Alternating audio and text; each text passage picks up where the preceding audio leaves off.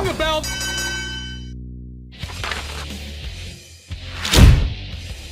Hello, everyone, and welcome to the Slam Society here. I'm your host, Karlifornia, once again with a review of XPW for their show Alive Kicking from the Hart Ballroom in Newark, New Jersey from February 25th. I have to apologize that this has taken so long for me to get this review done, because that was the same day that we had WWE Elimination Chamber in my city here, Perth, Western Australia. And I was very busy that day. I was very busy the next day. I was very busy the day after that, and so on, and so on, and so on. So I honestly just hadn't had time to sit down and watch this. I know it's been like over a week, but better late than never.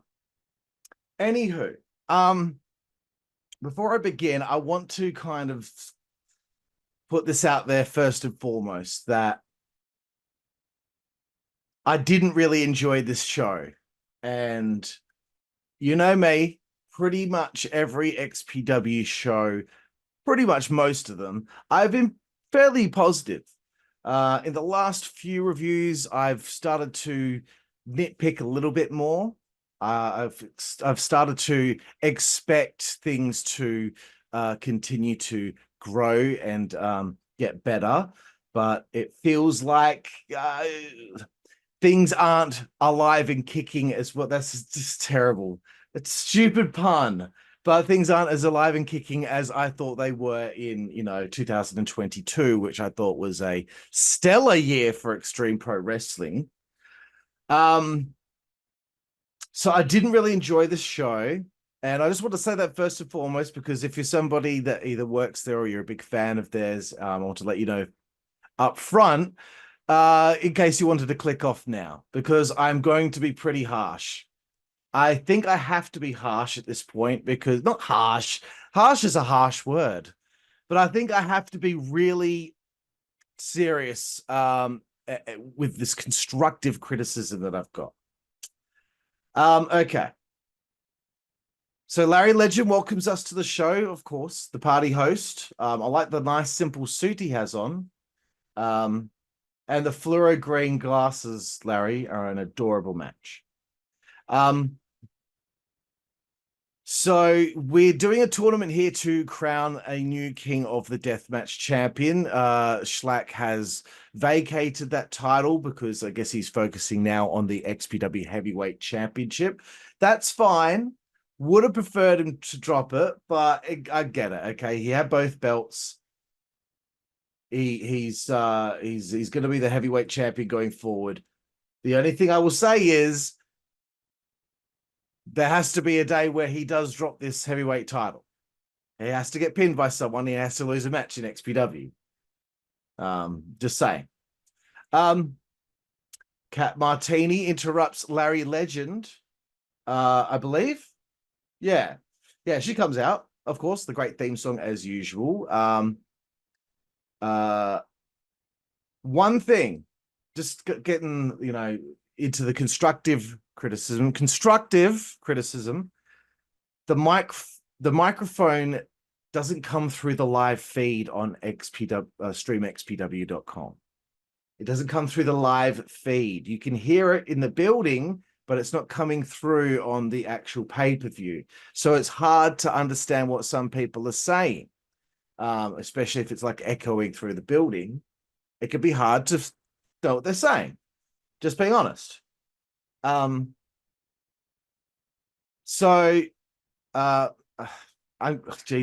written some bad notes here. Okay. I'm pretty sure Kat started cutting a promo, and then Mickey Knuckles interrupted. And I feel like she's getting the angle that Sage Sin Supreme was supposed to have. But she's not in XPW anymore, and doesn't seem that she'll be back anytime soon to complete that story. And that's something I'm going to whinge about a bit later. So Mickey pushed Cat Martini over Larry Legend, who was behind her, bent over. like the old high school bullying tactic. So it's funny stuff, but I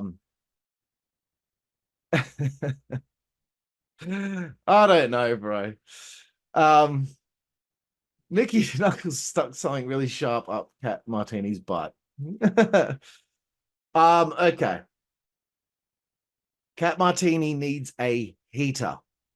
Do we know what a heater is in wrestling? There's a heater when you're cold. There's a heater, you know, hired muscle. Okay. Um, because I don't think the character Cat Martini would confront. Did Mickey Knuckles come out first for a promo? Oh, I can't remember, bro. I'm sorry, everyone. Whatever happened, either Cat interrupted her or Mickey interrupted Cat. Whatever the case, I'm pretty sure Cat came out first, but I'm sorry. I started watching this show like 4 days ago, and so the beginning of the show I watched 4 days ago. I only watched the rest of this yesterday, so I'm sorry. I'm sorry. Okay. As I was saying, she needs a heater. Where is Ludark? If she's gone now, I get the whole idea of, you know, maybe rotating talent in and out, but, you know, Ludark's been a staple of that company for quite some time and a fan favorite. And anyway, as I was saying, there's got to be someone who's going to be around for the, you know, the long haul, I suppose, that you could put with Cat. You know, there's got to be somebody you can put with her. Just being honest. Because I just don't think that the Cat Martini character would go out there and confront people that are actual, you know, wrestlers. The character wouldn't do that. Like, she would have some hired muscle looking out for him. Anywho, first match, Ken Dixon takes on Lucky 13. So this is Ken's debut and for XPW. I thought, okay, Lucky 13 surely is going to win this. Here we go. I was really confused. Commentary was being done by Larry Legend and Colin Delaney. Now, I thought Colin did a great job, to be perfectly honest with you. I was surprised, but not surprised. I didn't think he was going to do a shit job, but he did good. But I'm concerned. I am concerned. I don't know what's going on, but we already did this to Chris Kloss. We get used to another commentary duo. Better not be getting rid of Ron. Better not be getting rid of Ron Namey. I'm telling you, him and Larry do a great job together. They got chemistry. Ron is the play-by-play guy. You know, Larry's the color, right? I mean, that's pretty much how that duo works. But Colin's a color commentator. Larry's a color commentator. I don't know if you're going down that route and you're getting rid of Ron Namey, bro. You have no loyalty to anyone. It seems just like that. Anyone can lose the spot in XPW over. It's probably something really stupid as well, like taking a booking for another company. If that's the case, bro, grow the fuck up. You put on one show every 6 weeks? Once a month, hopefully, if we're lucky. You can't expect people not to pick up other paydays for other wrestling companies. You can't expect them to do that. For what? One booking once like every month and a half. You can't do that. Like, come on. Get off your fucking high horse, dude. Anyway, maybe I don't know shit. Maybe I don't know shit, but it just seems like people fucking come and go way too easily in this company, and then they're just, the bridge is burned.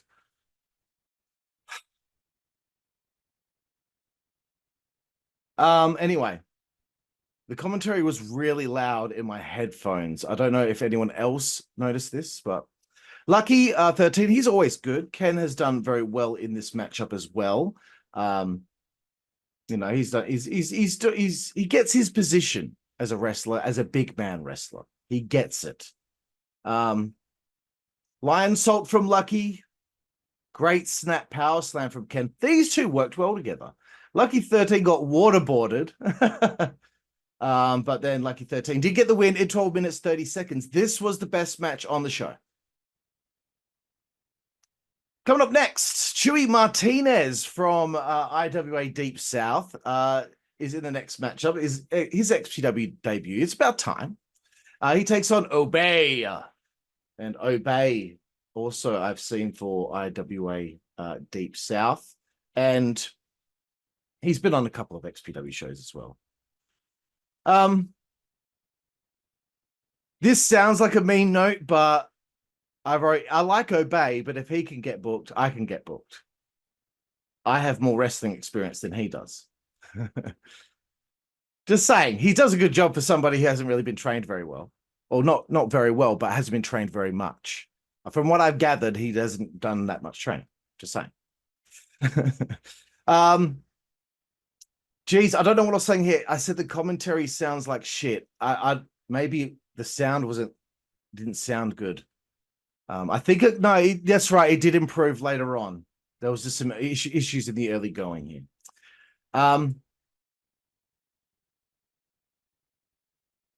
So all I wrote after that was Obey cops at half from Chewy, 13 minutes, 50 seconds. So Chewy Martinez won.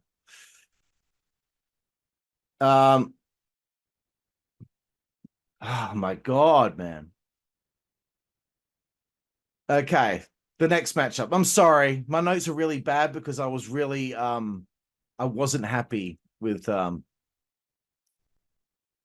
was mad about Ron Nemi not being there and being concerned that he's gone. So and then like I haven't heard from or seen Lou Dark in XPW in some time. Okay. Rob Black comes out.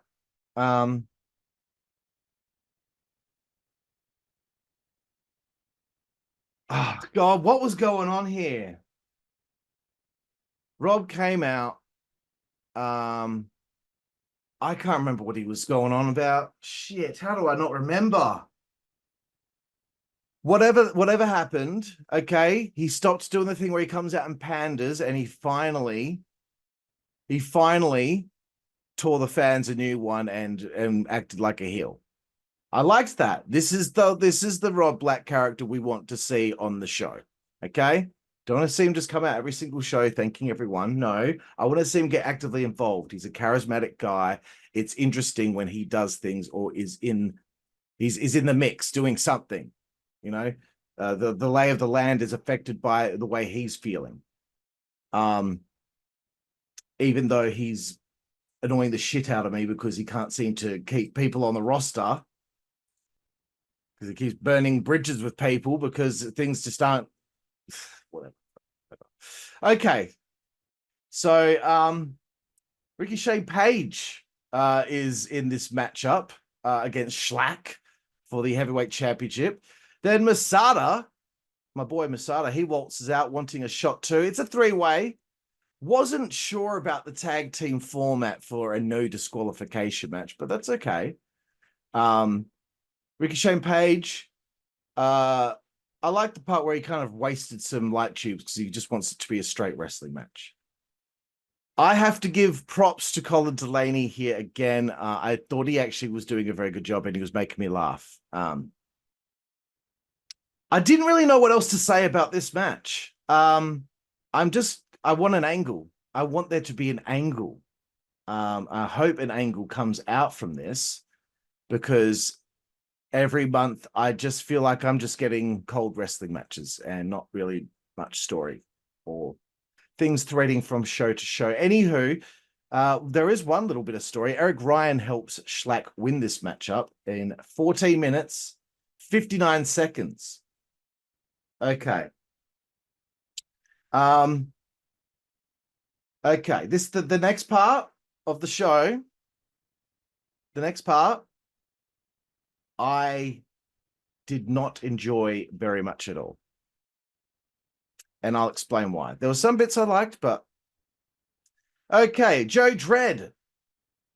He's out next. He's starting off this gauntlet and he's wrestling Eric Ryan, who just helped Schlack win the title or retain the title. And Eric Ryan essentially gets like bludgeoned here. So, you know, he just helped the heavyweight champion win. But then he loses to Judge Joe Dredd, who I've not been very chuffed with over the last few months. I think he's on the show a bit too much. He's a little overexposed because Joe Dredd is not a very good wrestler. I'm sorry. Usually I don't care about that kind of thing, but he frustrates me when I watch him because he cuts very good promos, but I just think he needs to do some extra training. He needs to go work with some more experience. I don't know, but he was in this whole 70-minute and 46-second gauntlet match. He was in he eliminated everyone except for right at the end. Dr. Redacted comes out. Never heard of him. Seemed to be like a local legend or something. You know, people there seem to know who he was. Yeah, some cool stuff between the two, I suppose. The doctor was in, so the commentary still didn't sound very good. And you know what? Where's my nameplates? When people walk out, I need to see a nameplate. Come on. That's constructive criticism. I know you can't help the sound issues sometimes, but it's this old hat with XPW now. There's always audio issues. It's fine. It's fine. It's almost like it's tradition now. So Dredd hit his finish on Dr. Redacted on the trash can, and then Joe Dredd pins him. Wow, I'm skimming through this match. Excuse me. Sorry. Okay. Where was I? Just had the police at my door because somebody graffitied my car. The other day. It's really stupid. Anyway, let's get back on with this review. Okay, so Tarzan Duran was next out after Joe had beaten the doctor. And this is where I like my notes were coming in very infrequently here as I was watching this show because I was losing my patience. Joe pins Tarzan. Dirty Ron was in next. And I thought he was going to beat Joe Dredd. Joe was large and in charge for a lot of this. Joe wasn't doing anything particularly bad or anything like that. Out of the blue, JJ Escobar screws Dirty Ron, which I wasn't sure if that made any sense. I can't remember if something happened between the two of them recently, but if it did, then I apologize. But to me, it didn't make much sense. And then Dredd pins Ron, Dirty Ron McDonald. And I wrote, this is the end of XPW. I was really not happy about it. Okay. Maga Butcher was out next. Again, barely any shots of Jasmine St. Clair at ringside, except for that one part when she was laying in with the kendo stick.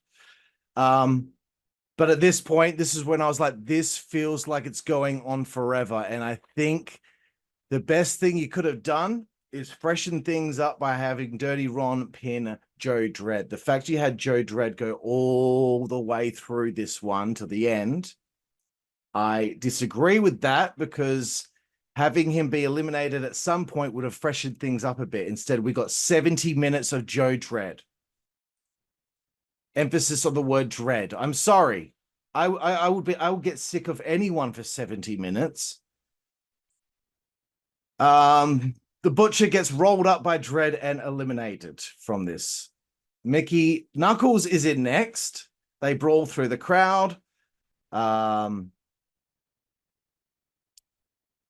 dear God, I'm really negative here. I'm just gonna skip through to the end here. So yes, Dredd hit Mickey with a tower of light tubes and pinned her after that.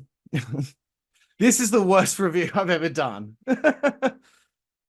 Jimmy Homeless Jimmy, my boy, my homie, he was in next.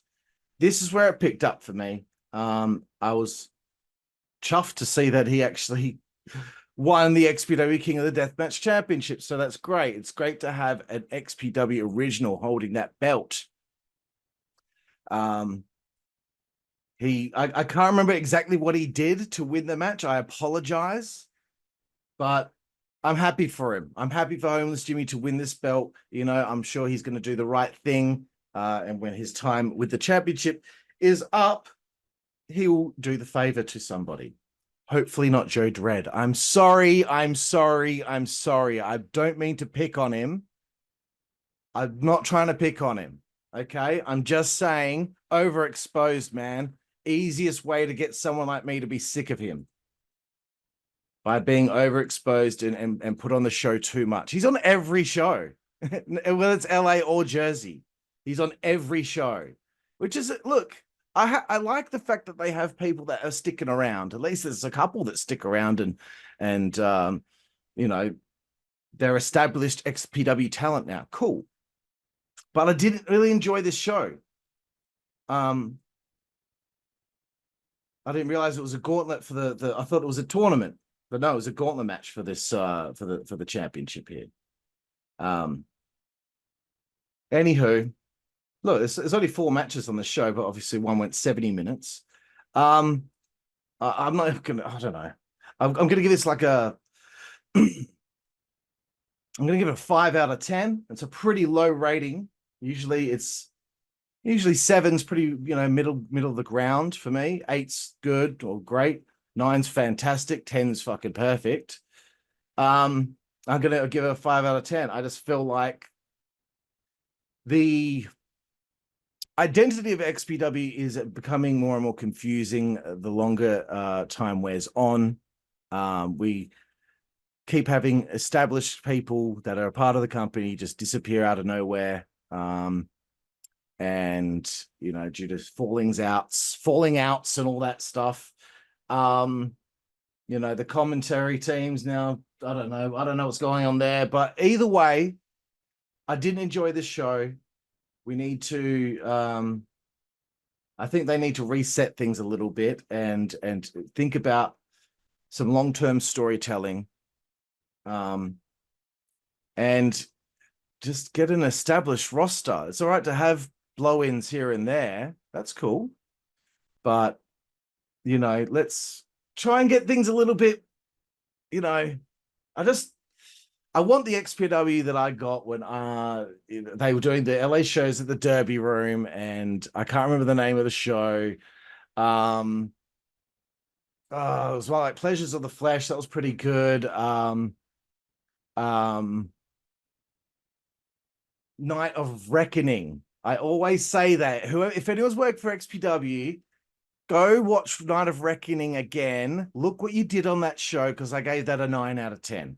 Look what you did on that show and just keep doing that. Then I think things will be fine. But there we have it. My review here on the Slam Society for XPW Alive and Kicking.